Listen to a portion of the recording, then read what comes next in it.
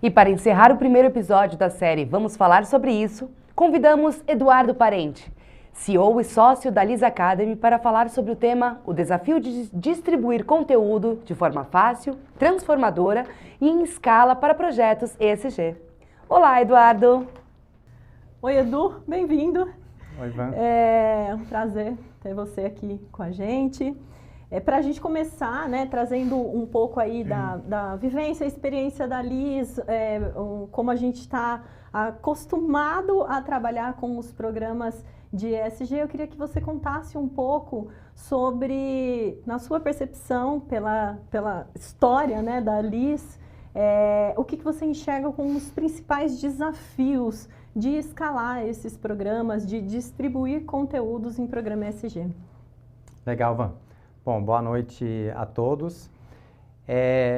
A Liz é uma EdTech, né? Então, distribuir conteúdos é um desafio diário nosso. E o que a gente vê, né, é uma questão que ocorre muitas vezes.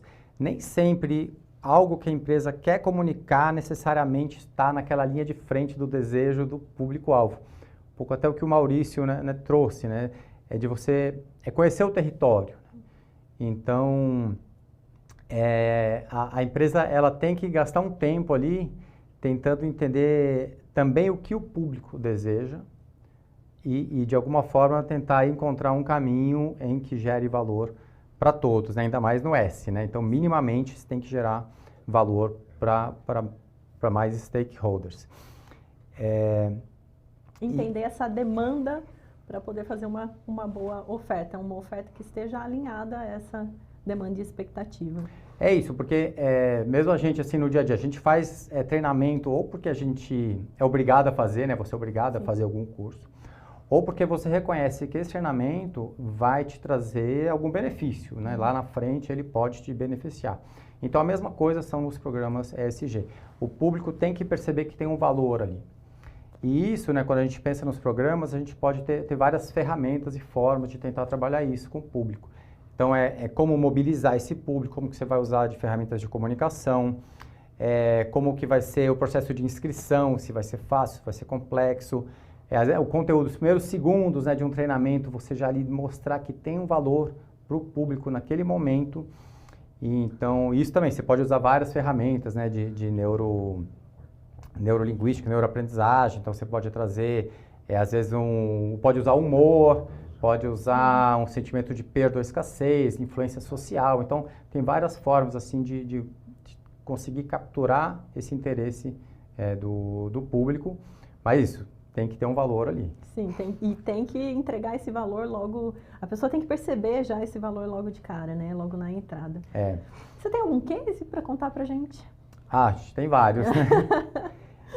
Mas teve um assim que foi assim desafiador, né? A gente fez um projeto pro pessoal da Egea, que é a maior empresa de saneamento privado aqui do Brasil, e o interesse deles era fazer um programa principalmente com jovens falando de saneamento, né? Falando de educação ambiental. E o jovem, assim, ele tem muitos estímulos, né? São muitas coisas chamando ele, então como atrair esse público para um programa, né, um treinamento sobre educação ambiental e saneamento.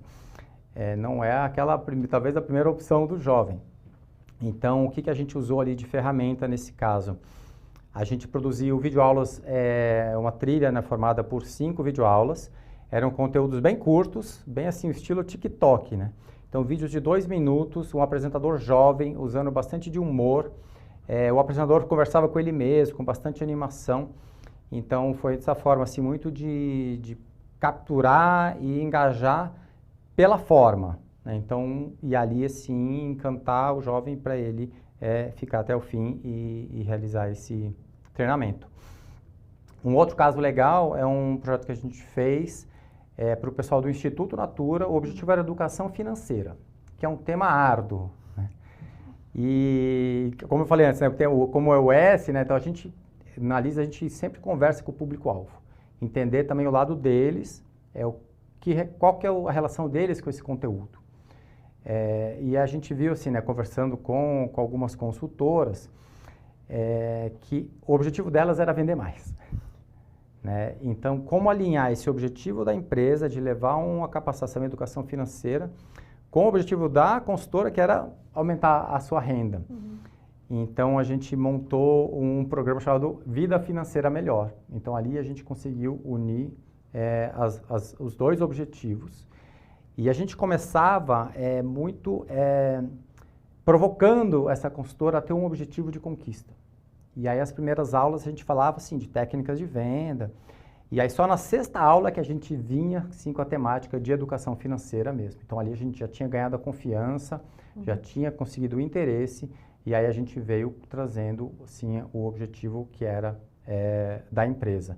Então, um pouco outro exemplo, né, de como você encontrar objetivos comuns no final para poder gerar valor para todos.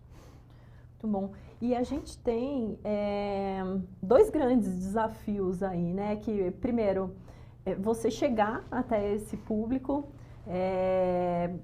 né? Voltando um pouco ali no exemplo dos programas do iFood. Então, como chegar nas pessoas que possam ter interesse nesses conteúdos, nessa trilha, nessa formação, visando ali a empregabilidade no final.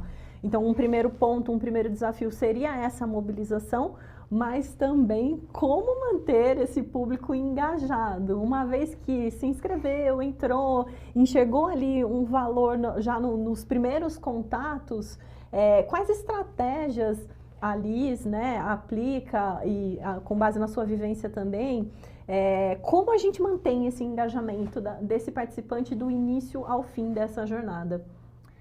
Legal, Van. Bom, também tem alguns formatos, né? Mas o que a gente vê que é um dos grandes desafios, principalmente quando você vai trabalhar com um público que às vezes está disperso geograficamente, né? Às vezes é um público que não tem desktop, não tem um computador para fazer um treinamento online, então ele está disperso, então você não consegue trazer para uma sala de aula. Ele não tem um computador, então você não consegue fazer um treinamento tradicional online. Então, você tem um tema interessante, você tem um público, e aí como isso, trazer ele e conseguir que ele consuma. Então, aqui na Liz a gente usa muito os aplicativos que estão na mão das pessoas no dia a dia. Então, a gente realiza treinamentos usando muito o próprio WhatsApp, às vezes o Microsoft Teams. Porque aí sim, né, você consegue ter esse lado super democrático de alcançar as pessoas dentro do smartphone, que 95% da população dos domicílios brasileiros tem um smartphone. Praticamente todos esses smartphones têm um WhatsApp instalado, mais que 95%. Então, é uma forma super democrática de levar conteúdo e fazer com que as pessoas, né, recebam esses conteúdos. Então, a gente fez um programa que aí tinha um momento de inscrição e a pessoa podia escolher. Você quer participar desse treinamento por WhatsApp, pelo Messenger, pelo Telegram, e aí 100% escolheu o WhatsApp. Então esse é uma forma super democrática de levar conteúdos, assim, mais do que o Brasil, né? A gente tem projetos bastante projetos na América Latina. E até assim, embasando isso, a gente tem um mesmo conteúdo de um curso que a gente fez com uma população extrativista na Ilha do Marajó, e São Paulo. E foi o mesmo engajamento. Então, um pouco isso, assim, é uma forma, assim, de você conseguir falar com todos. Então, acho que alcançar o público, assim, é um desafio que a gente consegue resolver. Eu acho que dentro do que você perguntou, acho que mobilizar, atrair, talvez seja o ponto mais desafiante do que manter, né, engajado e participando. Porque isso aí é gerar valor, né? Mostrar que tem valor e aí o pessoal permanece. Legal. Pensando nessa jornada aí como um todo, né? Despertamos esse interesse, mobilizamos, trouxemos aí para dentro dessa jornada, usamos de estratégias, né, para manter esse engajamento, essa pessoa interagindo, participando até o final dessa jornada. E aí, como é que a gente mede? Que é a nossa grande cereja do bolo, né, do dia de hoje. Como medir esses resultados? Como a Liz vem medindo e apresentando esses resultados? Bom, eu acho que medir é mais do que a cereja do bolo, assim, que a gente brinca, é a cobertura, né? Porque é ali onde vai estar onde você vai realmente mostrar que aquele programa, ele alcançou, né, um objetivo. Então, a gente vê que a medição não é algo que se pensa só no final. Os indicadores, né, os KPIs, eles têm que ser trabalhados desde o início de um programa ESG. Então, tem que estar dentro da estratégia da empresa, né? Assim, que ponteiro a gente quer mexer. Isso tem que ser pensado lá no começo. Para o conteúdo todo trabalhar para mexer esse ponteiro aí no final, qualquer que seja, né? Então, e as empresas estão acostumadas com indicadores, né? Então, tem um monte, market share, churn, turnover. Então, o que a gente tem que também trazer esses indicadores, e aí, no fundo, cada programa pode ter o seu, desde esse momento do desenvolvimento. Então, assim, vou dar algum exemplo bem simples. Se a gente quer medir, por exemplo, uma capacitação para melhorar um conhecimento. Então, a gente pode fazer uma pergunta antes e repetir essa pergunta depois de uma capacitação e ver se houve uma evolução ali. Então, são muitas formas de medir. Vou aproveitar e contar uns cases. Então, a gente tem um projeto que é uma parceria do IFC com o Itaú, que é o Itaú Mulher Empreendedora. É uma jornada para capacitar mulheres que têm um empreendimento. E muito do objetivo, né, desse programa é que ela melhore, né, o desempenho para justamente ter uma maior renda e melhor qualidade de vida. Então, lá na inscrição a gente faz uma pergunta, que é um ponto-chave do empreendedor, que é ter metas, né, ter algum controle. Então, a gente faz essa pergunta antes. E aí, durante a jornada, a gente trabalha muito esse tema, a importância de ter metas, de acompanhar os seus indicadores. E aí a gente repete essa pergunta 3 meses depois da jornada. Então, ali a gente consegue ver, assim, então, até alguns dados, né? O pessoal que se inscreve, só 20% diz que tem esse hábito. E depois da jornada, esse número vai para 60%. Então, a gente consegue triplicar essa atitude. Então, essa é uma forma assim, de medir efetivamente ali para o beneficiado. Outra forma, assim, outro projeto que a gente tem, um case interessante, foi um curso de educação ambiental. Então, era uma indústria no município e ela queria, no fundo, reduzir o impacto, né, do material reciclável no meio ambiente. Então, foi uma parceria da empresa com o poder público e com a cooperativa. Então, e só isso já foi uma coisa super interessante de unir alguns stakeholders. E a gente deu esse conteúdo de educação ambiental para a população. A prefeitura ajudou na mobilização, a cooperativa de catadores seria também beneficiado porque com mais material eles aumentam a renda. O poder público com mais material reduz custos de aterro sanitário. Então, tem um ganha-ganha-ganha ali. Toda uma rede, né? E ali, o indicador foi o volume de material coletado pela cooperativa, que aumentou em mais de 60%. Né? E foi medindo bem depois do programa, e esse número nunca baixou. Então, essa é uma forma também super legal de mensurar. Né? Então, o objetivo era esse, vamos medir na prática o que a gente conseguiu mexer ali realmente de material. Então, mas... É meio processo inverso, né? Assim, é pensar qual o resultado que você quer e aí, a partir disso, desenhar como vai ser essa mobilização, com quem a gente vai falar, como a gente vai passar esse conteúdo, como a gente mantém esse público engajado para chegar lá no final e medir. É isso. Então, até assim, né? A gente brinca, né, que tudo vem do briefing, né? Sim. Então, isso, a gente sabe onde quer chegar, é muito mais fácil a gente desenhar o caminho. Bom, e aí uma coisa interessante também da mensuração é também não só pensar em números, né? Então, uma dica super legal é buscar o qualitativo. Então, depoimentos de participantes, vídeos, áudios.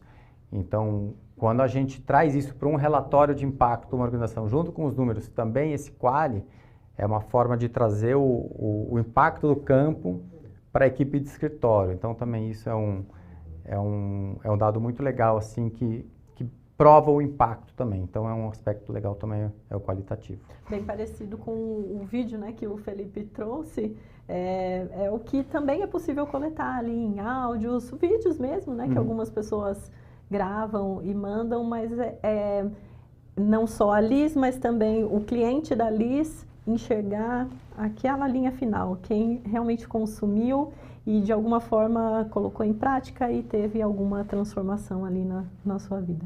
Um pouco até a temática, né, do webinar, né, assim, que a gente fala muito de stakeholders, né? Isso. Então, tem que ser bom para todo mundo. Sim. Né? Então, esse que é... E é legal a gente conseguir buscar esses indicadores para todos. Né? Então, mostrar esse valor para toda essa cadeia. É isso. Muito bom. Obrigada. Antes de encerrarmos, gostaríamos de te oferecer uma demo gratuita do nosso produto Alia, uma demo gratuita do nosso produto Lume, além de uma consultoria personalizada com o nosso time, para encontrar soluções de como aplicar o microlearning na sua empresa. Se você já tem um briefing em mente, podemos marcar uma conversa diretamente com nossa equipe comercial. Além disso, enviaremos um material preparado especialmente para você, o Guia Completo Liz ESG, que traz de forma simplificada os principais desafios da área, detalhando importantes cases de sucesso. Vamos liberar esse material no nosso grupo de WhatsApp. Se você ainda não está lá, clique no QR Code e vem com a gente. Foi um prazer estar com você neste evento. Te esperamos no próximo episódio. Até logo!